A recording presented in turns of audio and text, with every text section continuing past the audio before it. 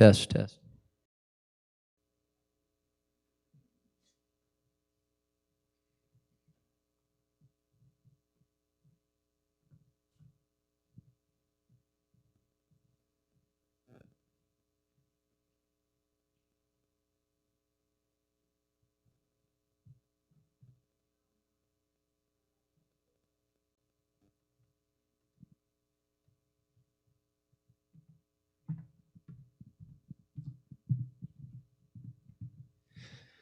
I would like to welcome everyone to the 2021 Distinguished Alumni Ceremony. If you all would stand for the national anthem sung by the Madras High School Choir.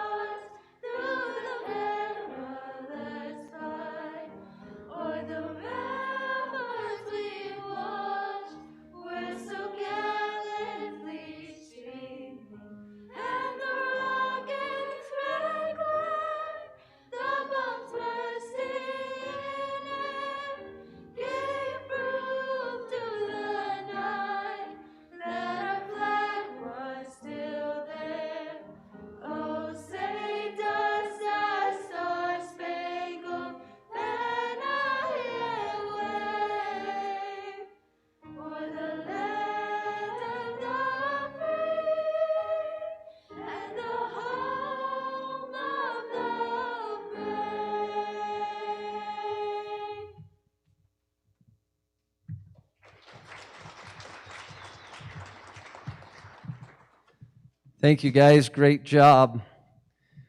We're so fortunate to have the 2021 Distinguished Alumni recipients with us here today. They are excited to be with you here. I know you're at home watching or in the classroom watching. And now I would like to turn this ceremony over to a gentleman you see regularly on the morning and a friend of ours of Madras High School. He is a white buffalo. And he's got his blue and red on to prove it today. Would everyone please welcome our MC, Mr. Bob Shaw.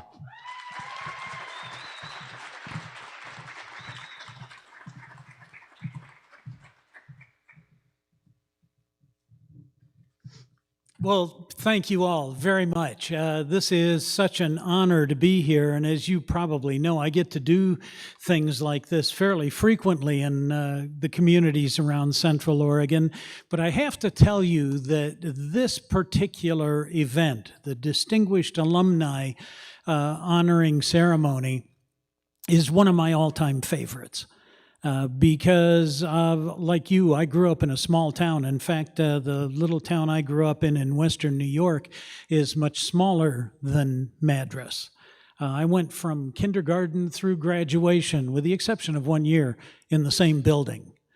And I know what it feels like to grow up in a small town. There are some advantages, and then there's also some disadvantages, so I understand that. This has always been inspiring to me. So without further ado, let us introduce our distinguished alumni for this morning. Our first distinguished alumni is Judge Daniel Ahern. He is a graduate of Madras High School, class of 1977. Holds a Bachelor of Arts in Political Science from Reed College, class of 1982, and a Juris Doctorate from the University of Oregon Law School, 1985. Born in Pendleton, Dan Ahern moved to Madras when he was 4 years old.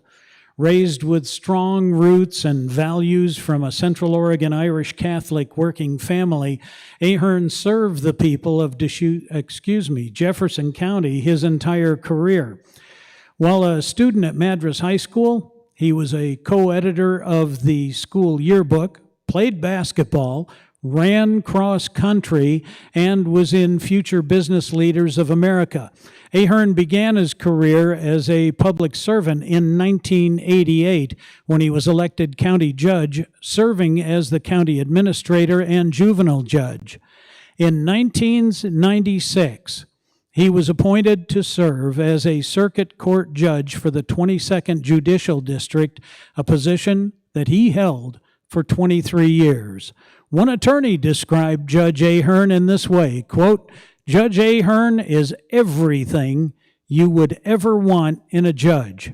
Smart, compassionate, fair, respectful to all participants. He's a great judge and a great person," unquote. Ladies and gentlemen, please welcome from the Madras High School, class of 1977, Judge Daniel Ahern.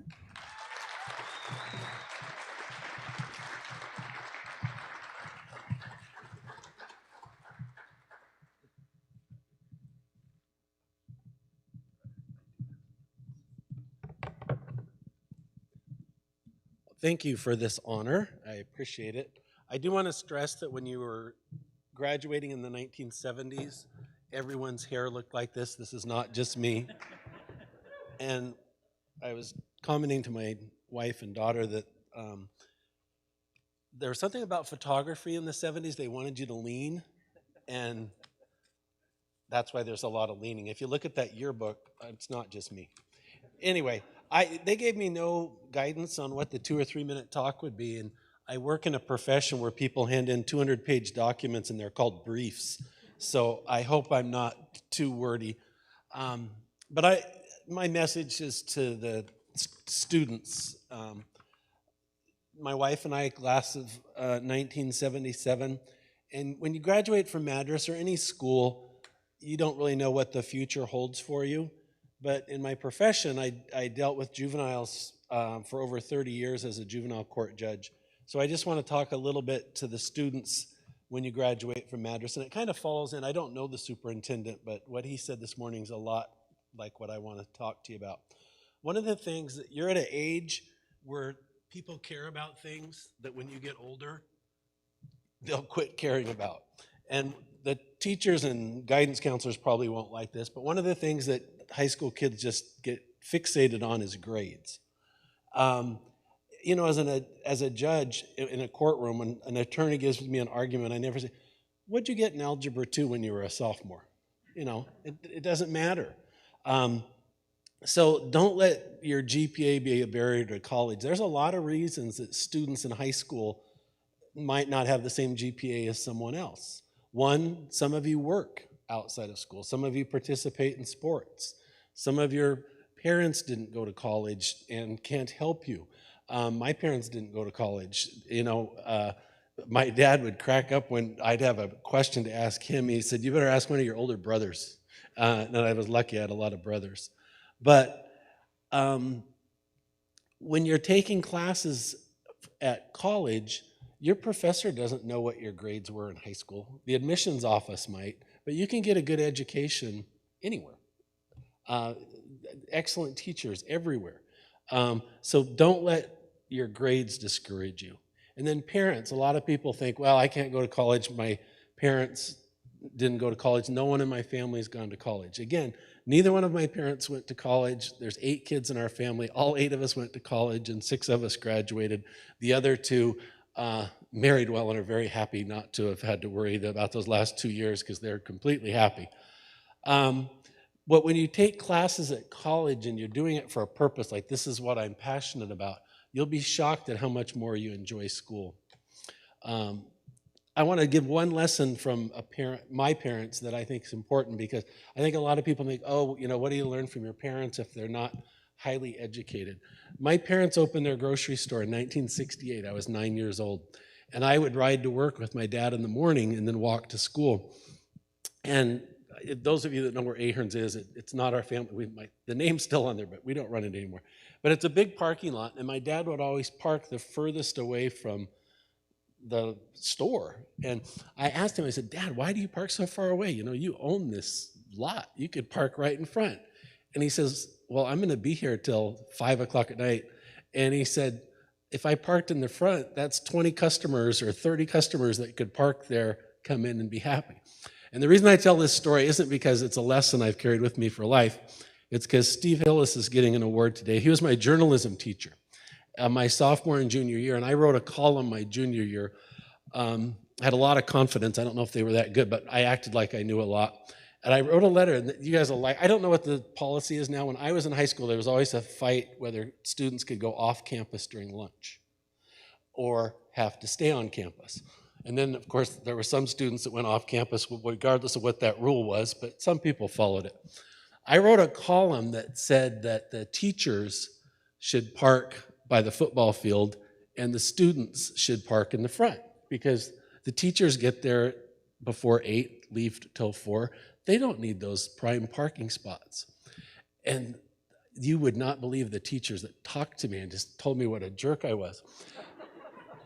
As a judge for 30 years, if you noticed where my car was parked in the parking lot of the courthouse, it was at the farthest parking spot away from the front door. And I did it because my dad taught me that. He said, if you look at a business and they have a reserved parking spot for the owner, it's not a business that's focused on customers. And for me, that's a lesson I remember. I don't remember what I learned in business law class my senior year. Loved Larry Larson, but I can't remember anything specific. That lesson from my dad's carried with me forever. So I just want to encourage any of you to do whatever you want to do academically. Some of you won't want to go to school. That's fine too, but don't limit yourself. I think there's been this message that people in small towns don't have confidence. You can work anywhere. I look at this school in particular, how many of you are bilingual? That's a skill that is better than a college degree for a lot of jobs. So have confidence. I'm not saying you have to get a job that uses your skills, but there's a lot of jobs out there, so don't limit yourself in any way.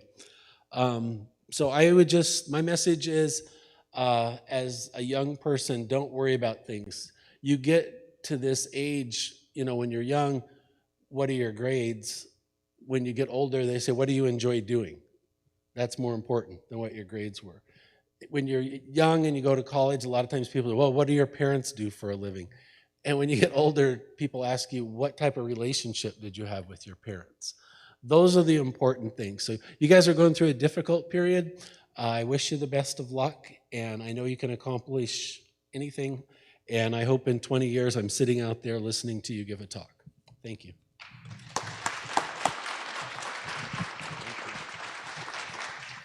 I think this one's mine.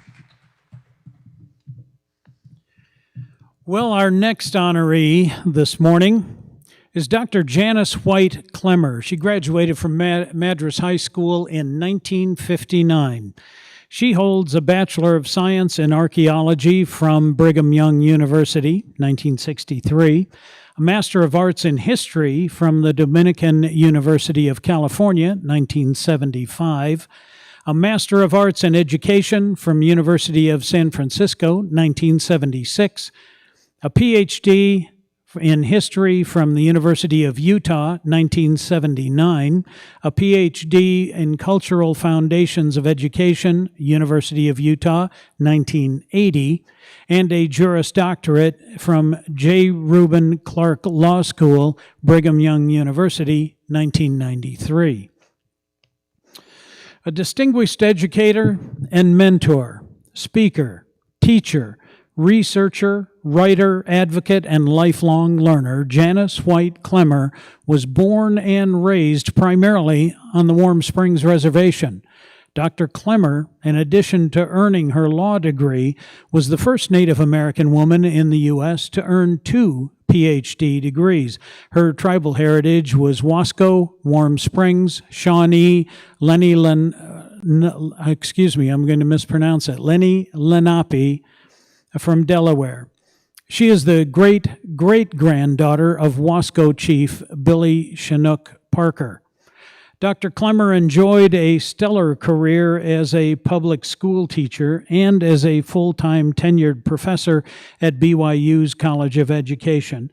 At BYU and in Salt Lake City, she served as coordinator of BYU's Native American Studies program, developed, taught, and taught a diversity curriculum for new teachers, served on the Salt Lake City School Board and the National School Board Association.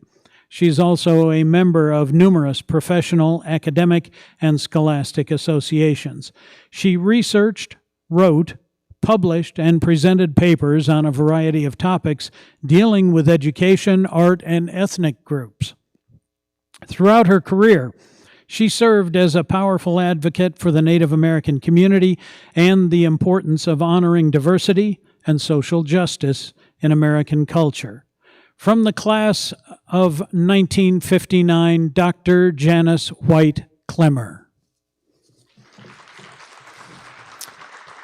Unfortunately, Dr. Clemmer could not be with us this morning due to a family emergency, so accepting her award is her sister, Nancy Saylor.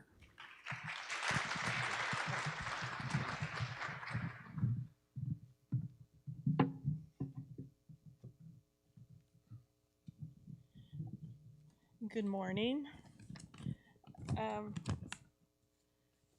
As stated earlier, Dr. Clemmer, or Janice, was not able to make it, her and her husband, Dr. Terry Clemmer, and so they asked me if I was willing to step in and represent her, and I felt honored, and I said, yes, I will. And it is an honor. Janice has always been my mentor, and ever since I can remember, she has always wanted to study. She was always asking questions of many people, not only in our Warm Springs community, but at the Madras High School. And I swear every time she went to the high school, when the school was closed or on break, she had me going with her. And there'd be times I'd be standing in the hallway at the high school, which is now the Bridges program, I believe. I'd be standing out there because she said, can you wait here? I just need to go run down to the hall and see so-and-so. So I got to know a lot of her friends, her high school friends, because I'd be standing there outside the lockers, and they go, oh, hi, Nancy, where's your sister Janice? I don't know, she went down there to find somebody. And it would be always her good friend Ann Piedmont and herself at the school. And when I went, then it was called junior high, it's now middle school.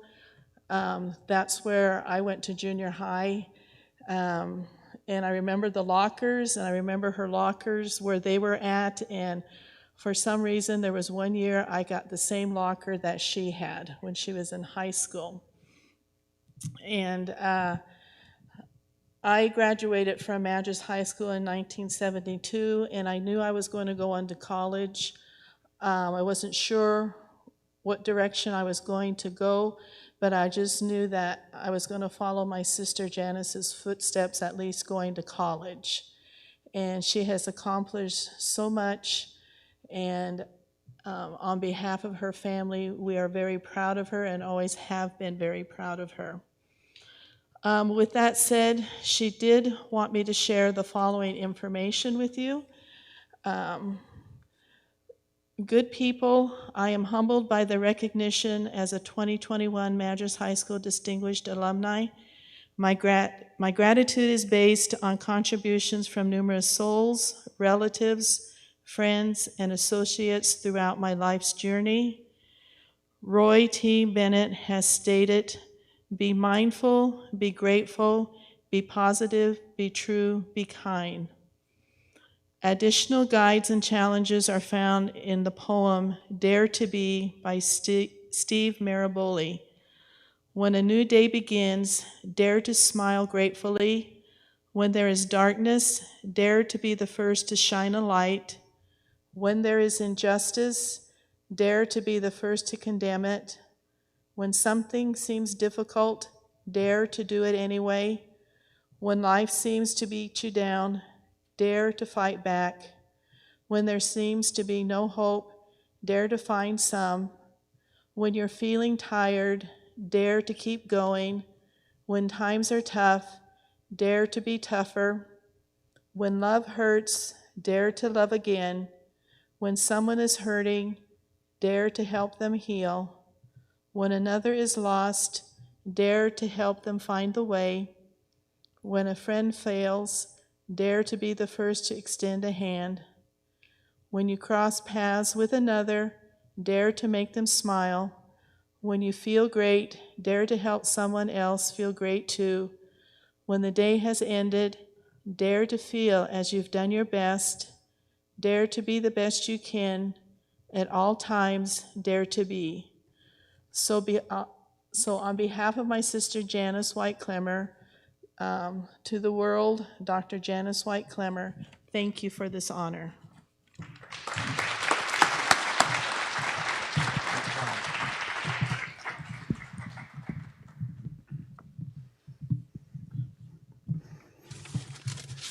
Stephen Hillis graduated from Madras High School in 1960. He holds a Bachelor of Arts degree in Speech and Journalism from Pacific University, class of 1965. Steve Hillis entered the U.S. Army after graduating from MHS in 1960 and then transitioned to Pacific University, where he completed his teaching certification in 1965. He began his teaching career in Iowa before returning to Madras in 1974, where he began a stellar and celebrated teaching career. His roots as a white buffalo run very deep. In high school, Steve delivered the local newspaper, worked at Thrifty Drugs, wrote for the White Buffalo student newspaper, and was a spirit leader at MHS pep rallies. Steve was an admired and beloved teacher who developed authentic and meaningful relationships with students, staff, parents, and the community. He taught junior English, mythology, speech, journalism, and college prep English while serving as an advisor for the senior class and the White Buffalo. He served teachers through the OEA and was elected the Jefferson County Literary Board, volunteered on the Madras Area Community Action Team, supported the Partnership to End Poverty Initiative, served on the Madras Centennial in 2010, supported the Mountain Star Relief Nursery, and in 2011 he was selected as the Senior Citizen of the Year by the Chamber of Congress. From the class of 1960, please welcome Mr. Stephen Hillis.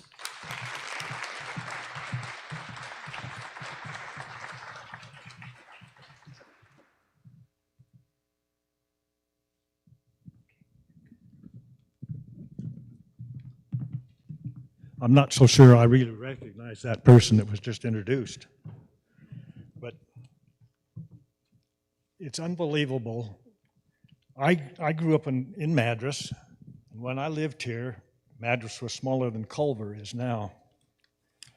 But change happens constantly.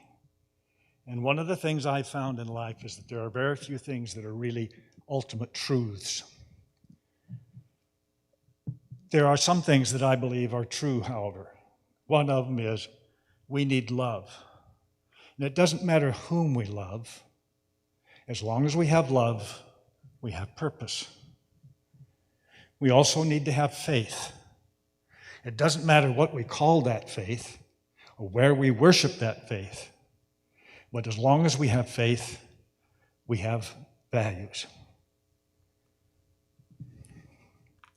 We also need to have involvement in social and political life. There is no one answer for that.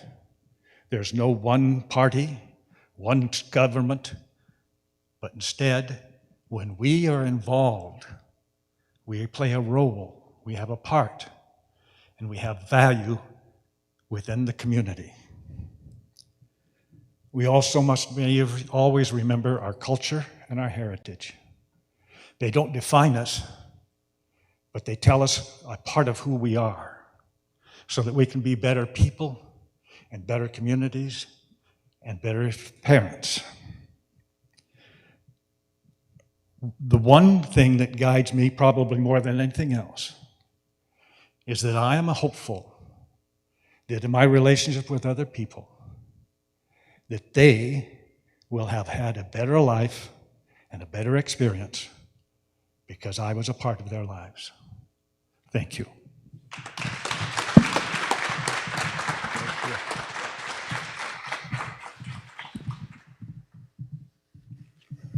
Well, our fourth and final inductee this morning is Alyssa Macy. She graduated from Madras High School in 1993. She holds a Bachelor of Science in Justice Studies from Arizona State University, class of 2000, and was at the Humphrey Institute of Public Affairs at the University of Minnesota from 2002 to 2004. When Alyssa Macy was selected as the CEO of the Washington Environmental Council and Washington Conservation Voters in 2020, the organization described her this way, quote, Alyssa brings a strong professional background in political action, social justice, and tribal leadership, grounded in a deep personal connection to our land, our water, and the communities they sustain, unquote. Born and raised in Warm Springs, she ascended to the role of tribal COO in 2015, where she worked tirelessly on behalf of the Confederated Tribes of Warm Springs. As COO, she was responsible for managing a $35 million operational budget and led strategic planning, communications, and fundraising efforts. She says, quote, throughout my career, I have worked on behalf of the interests of Native people. I am curious by nature and have always pursued the goals that are personally interesting, unquote. Her educational and career experiences, Arizona State University, a public policy fellowship, international affairs internship at Princeton University, the national political director at the National Voice, a decade of advocacy with the United Nations on behalf of the indigenous people, the COO of the Confederated Tribes of Warm Springs, and today the CEO of WEC/WCV, all have provided a powerful forum for her leadership in pursuing social and environmental justice, human rights, and equality in America and beyond. From the Madras High School class of 1993, Alyssa Macy. Now, Ms. Macy was unable to be with us today due to some travel complications in Seattle, I'm afraid. So accepting on her behalf is Starla Green, her friend, and she said such a long and dear friend, they call each other sisters. And she also graduated from Madras High School in 1991.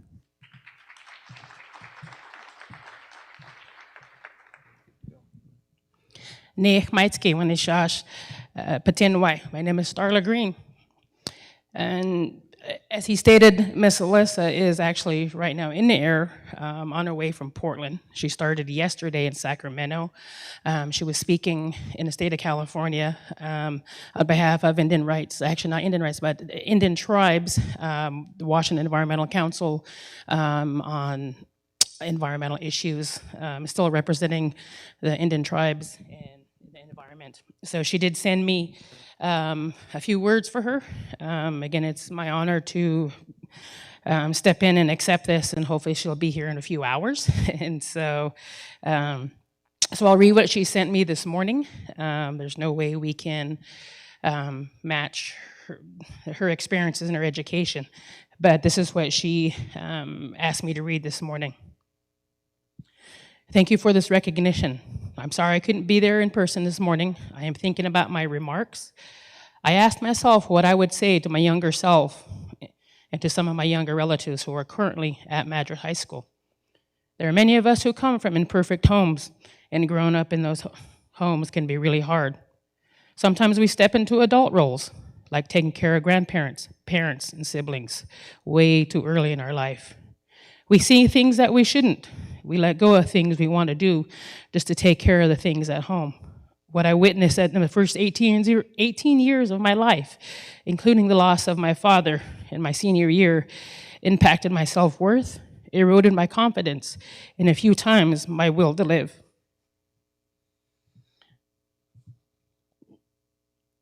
I wish someone would have told me that high school is just a blimp in a big picture and not to get caught up in a drama, that graduating is the first step in stepping out into the world as a young adult is one of the most exciting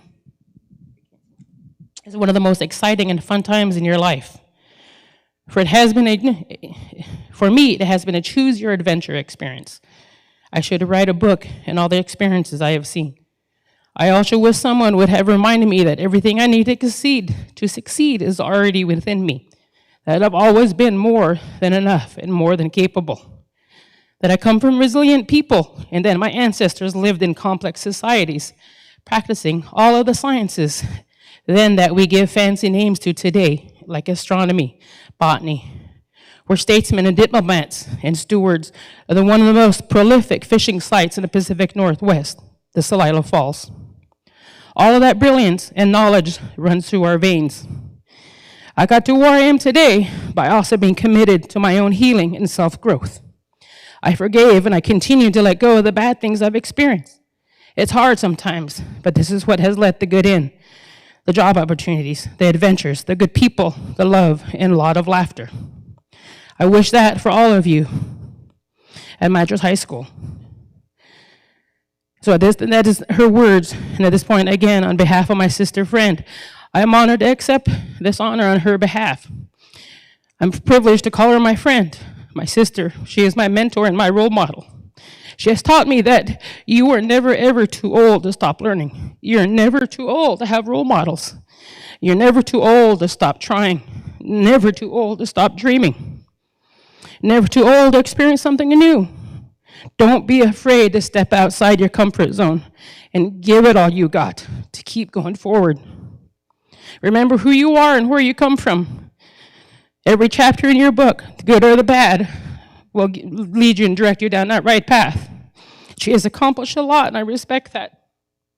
And it's an honor to accept that with her. And I am the class of 91, and I'm privileged to sit on the stage. Mr. Hillis was my teacher. Through the years of my career in law enforcement, I was honored to work with Judge Ahern in the criminal justice field as a detective. I worked in the criminal justice field with Nancy down in Warm Springs in my over 30 years in law enforcement as well. So just a privilege to stand up here on her behalf and to share the stage with these individuals. Again, thank you for recognizing Alyssa and her accomplishments, and I'm glad to be here. Thank you. Thank you so much. Great job. I would like now to turn the ceremony over back to the Madras High School Choir for their version of Best of Times. Please welcome Madras High School Choir.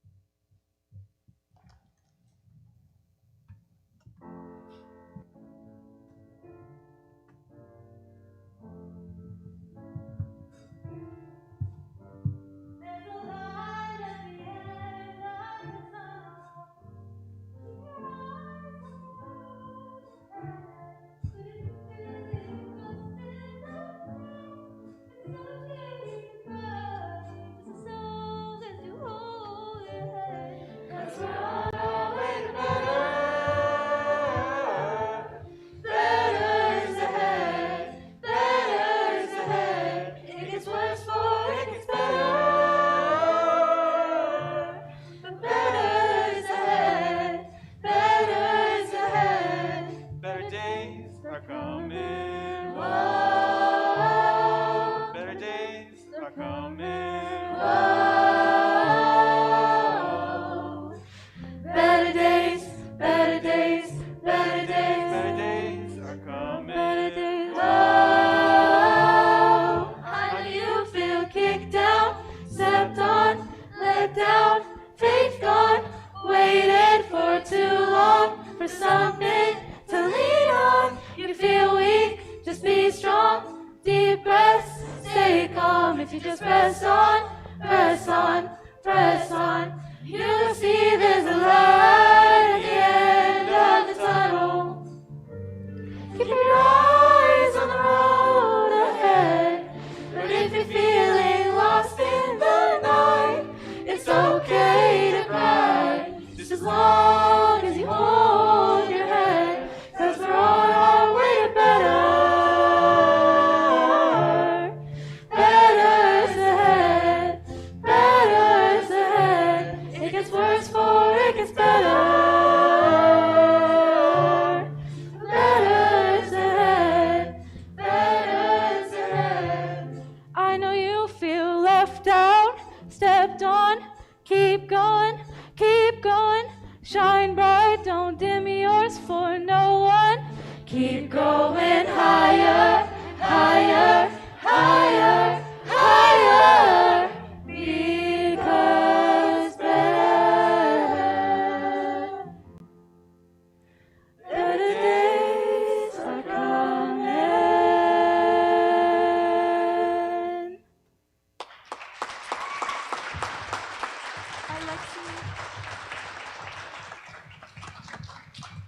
Great job, and Jared, great leadership. Thank you.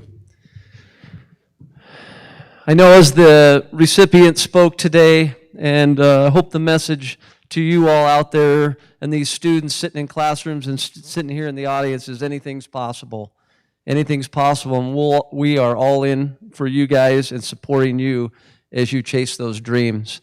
What we'd like to do now for the next few minutes is turn it over to our students sitting in the audience for a Q&A. I know they have some questions prepared, so I'm going to head to the audience. And when you ask the question, if you guys would introduce yourself first, and I'll hand the mic over to you. Do I have a raise of hands? Anna, are you going to go first?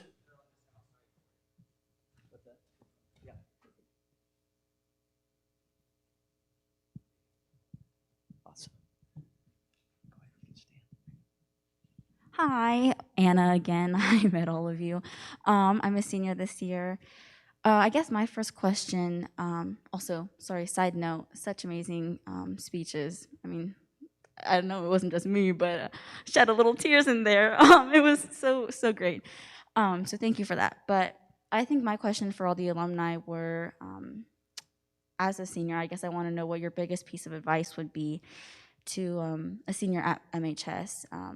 And what you guys, I guess, would say to us if we asked you that. So, you guys can use the mics up there. They're on.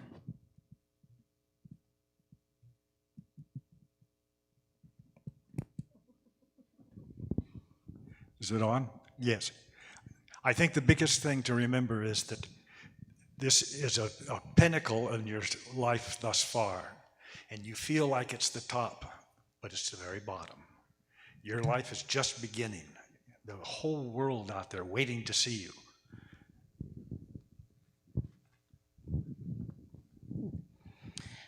I think the advice I would give is get out of your comfort zone. You're not always going to come in first or second. You could even come in last. I've been there. So it's always going to be a struggle. There's always going to be somebody going to stand in front of you and try to stop you. So no matter what life or your background is, always just keep trying. And so nothing, just keep going forward. And so always look up. And so keep fighting those battles, no matter how big or small. Never ever give up. Yeah, my advice is just if you want something, go for it. Probably won't be a straight path. I know when I went and pursued, I've never been in a classroom or a school where I thought I was the smartest one in the school.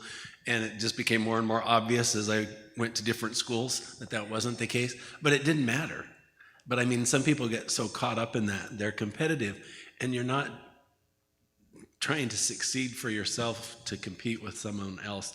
And I think that what discourages a lot of people when they go off to college, if they had success in high school and they get to college and they realize, wow, there's a lot of smart, bright people. There's a lot of athletes that are better than you were, but it doesn't matter. Like for me, I mean, I like to run in high school. I still run. You know, when you're 16, you might think, oh, geez, what years am I eligible for the Olympics? And then, you know, you go to college and you realize, wow, there's 15 out of the 20 people in my class that can outrun me in a 5K race, but I still enjoy running, so I still run. So my advice is, if you enjoy something, don't let anyone discourage you from pursuing it. You're going to have at least one dream and many dreams. There's going to be a detour along the way, or many detours, but even that one dream will become a reality. And Janice would say, live, laugh, love along the way. Just keep smiling, and laughter's the best medicine. Thank you, guys. Next question.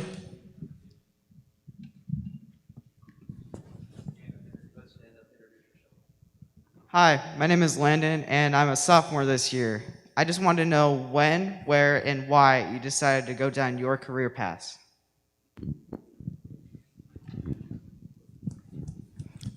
Mine's almost nuts. I mean, I knew I wanted to be an attorney when I was really young. I watched Perry Mason on TV, and I was convinced that every criminal defendant was innocent. And I wanted to be the one that helped them get out of that. When I was in third grade, my older brother took me to watch Bobby Kennedy, when he was running for president, give a talk at the Bend Auditorium, and it just inspired me. And I mean, it just, like I said, very few people in third grade identify their career path. So it was third grade was for me. Janice has always known that she wanted to learn and keep learning. And even to this day, she still reads, she listens to news, watches news, reads books. In their basement is like a whole library down there. I mean, I would go from one room to the next, and there was just, with the bookcases being full, she had smaller bookcases of books on the floor. So both her and her husband just thrive on learning and reading. And as you can tell, based on her many degrees and accomplishments, she's always known she was going to go to college and keep learning, and she accomplished much in her life. I actually wanted to be an architect. And then I realized that math and I were on two different levels. And so I was trying to find out, where do I fit? I love reading, I love mythology, I love literature, I love all kinds of ideas, philosophies and things. There was no one little place that I could fit. And it dawned on me that in education, I can do all of those things and share that with other people. And so I was a teacher. The fact that my father was a teacher had another little thing to do with it as well. I know I've had several discussions with Alyssa in her life, in her growing up, but I won't speak to this because those are her words shared with me, but I'll share with my words. I grew up, my father was white, my mother is Indian, born and raised on a reservation. I was raised to be very traditional. He was a cowboy ranching. We worked hard every day. Not knowing what I wanted in my career, at 14, I became a police cadet with the Warm Springs Tribal Police. From that day forward, everybody was surprised because my dad was a real cowboy, real outlaw. And so nobody knew I'd ever become a police officer. I graduated from Western Oregon University with a degree in criminal justice. I went into law enforcement. Actually, since 14 is when I started as a police cadet, continued on, got my degrees in law enforcement and public safety. Spent over 30 years, my entire life, in a career in law enforcement. Spent part of my time as actually working for Nancy as a prosecutor. Worked in Jefferson County as a detective, Madras PD, onto Marion County. My majority of my career as a detective, worked in child abuse, sex abuse, domestic violence, internet crimes, the black world that nobody ever wants to see and people turn their back on. So that is my career. But as a young child at 14, just at a whim, somebody came and said, we're starting this program, wanting to build law enforcement or create tribal members to work in the law enforcement field, and that's where I began. I came to school. After my school was over, got off the bus and went straight to the police department and spent basically my entire teenage years at the police department learning that career. And that's why I spent over 30 years of my life. Thank you, guys. Question 3. Hi, my name is Cecilia, and I'm a junior at MHS. And I wanted to know from all of you, how would you compare where you are now to where you thought you were going to be in high school?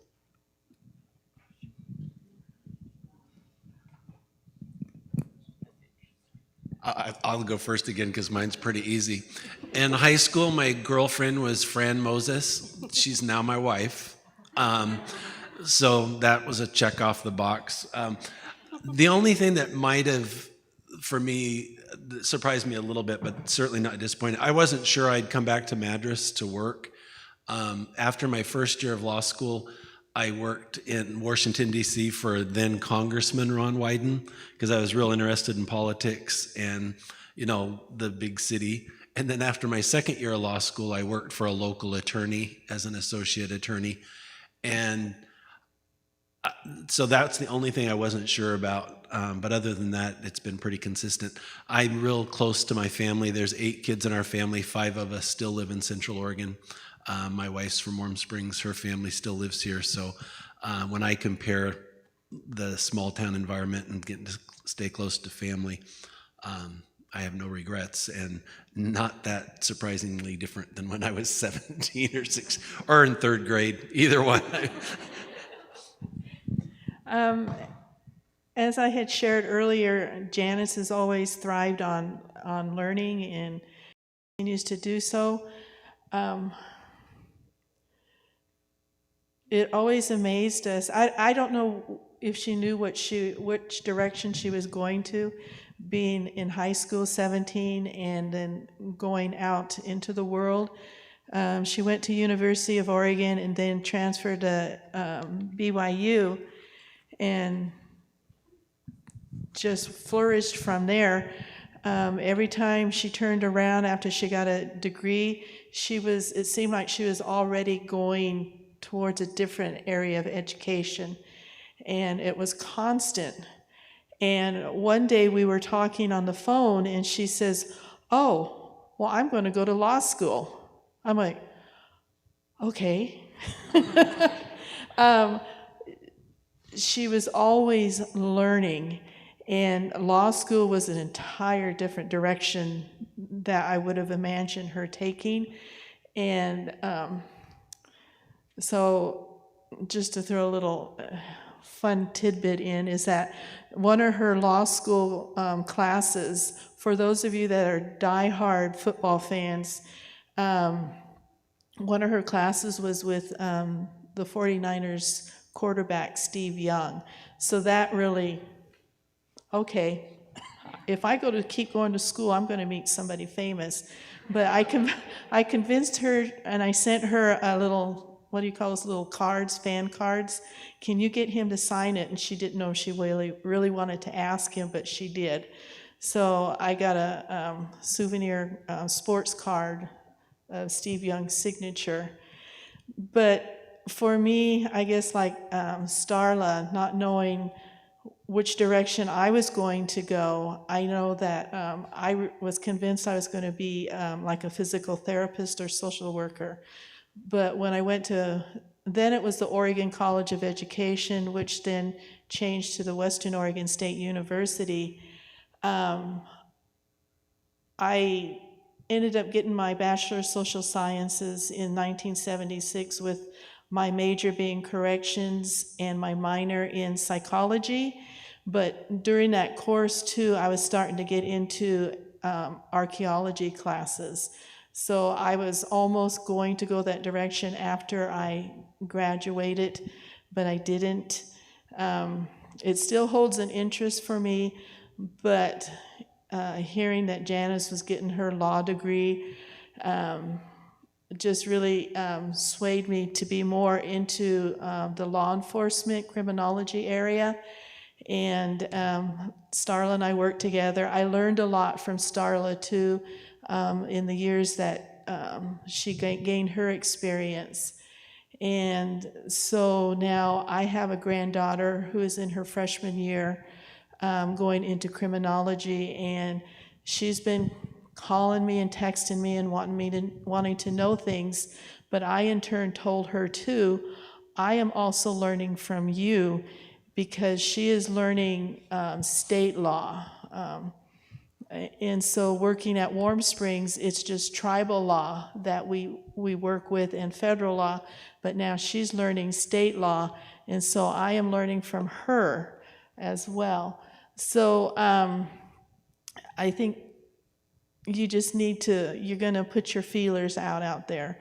What you see in high school may not be what you take on once you leave high school and continue on with your education, or could be occupational training, whichever direction each person goes to. To be perfectly honest, in high school I was having fun. I was not concerned or worried about the future, and it wasn't on my radar. Yes, I thought about being an architect, and I realized that no, that wasn't possible. But that was, so what? You know. So when I got done with high school, and I went to the Army, and then I went to college, it was then that I started to blossom. It was then that I began to see all the things in the world that were possible and the things that I could possibly do. I don't believe that high school students need to make the determination of their future. I think they need to be open to ideas, and open to concepts, and explore the world until you find something that really matches you and your desires. Again, I'll speak on my behalf. And growing up in the home I was very privileged to grow up in, with elder Indian parents, very strict traditional culture, tribal leaders. And my Indian grandfather taught me, said, you will learn to live in both worlds, the Indian world and the white world. You're going to succeed in both. So he pushed me. You're going to get an education, but yet you will always remember who you are. I was raised as an Indian woman to be a provider for Indian people as a young child, but also as an adult. And they pushed me to go to college, to get out and experience that. None of my parents or elders went to college, or they finished high school at home. My parents were born on a reservation. My dad was born in a shed. So we pushed and we worked. So I went to school, and as I stated, I knew in high school, I knew I obviously wanted to be in law enforcement, because that's the only thing I ever did besides stay home and work, pick berries, dig roots, work hides, work horses, chase cows, fed horses. And I was one of those kids that got up, moved pipe in the morning, came to school, got home after in the dark, and took care of the chores. In college, I did the same thing, taught myself, and continued to learn and become and stay a true traditional woman, an Indian woman. And to this day, I still do. I went to college. I all said, well, I won't come back. But it was always my teaching. You will always come back to take care of your family, take care of your people, to take care of the ranch. So I did. I went to school. I took my career. I left the reservation a few different times, made a couple laps around the state of Oregon, never left Oregon. I'm not a city person. I was born and raised and still live in the same house along the Deschutes River by yourself on a ranch. So city is not me. And so you get more than 2 stoplights at an intersection, I went crazy. But I survived it, running 100 miles an hour down I-5 in the middle of Salem, chasing eluding police cars. I mean, I was in the police car, but to the steps of the gold man at the state capitol. Very people get to say that. Yeah, we got him. He was running from the cops. I stopped him. And so so I have stories like that. But again, I never forgot where I came from, who I was. I come home till this day. I live on a ranch and then take care of and still go out and dig our food and gather our Indian roots, our Indian foods, take care of the ranch. Me and my daughter. My daughter's a sophomore here, and then so she too works very hard, and I make her work. And always remember where like I said, your paths will change periodically, either through education or work experience. There's several chapters in my life you can only imagine, but you will develop those and learn those so don't be afraid. Don't build your own barriers. Get out of that zone.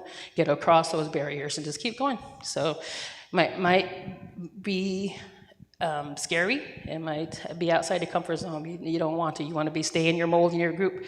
Get out of that rut. Get out of that rut that everybody has already dug and those expectations and labels they already label you as. And so I was probably one of those kids that I had that label. You're an Indian kid, you're a half-breed from the res, you're not gonna accomplish nothing. Well, I think we've accomplished a lot. And so disregard anybody's labels. So don't worry what anybody thinks. Worry about yourself and keep on going, never give up.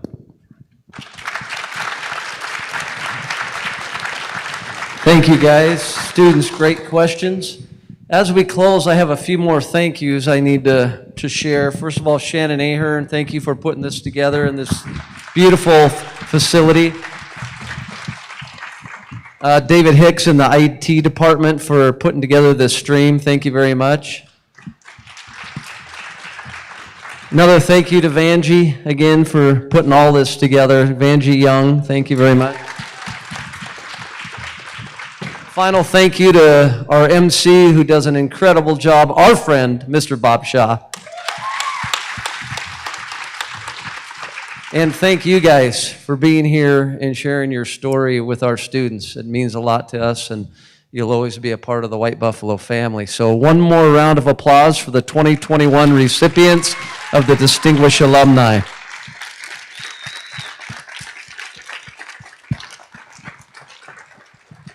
Now for the favorite comment of the day, students, you can go to lunch.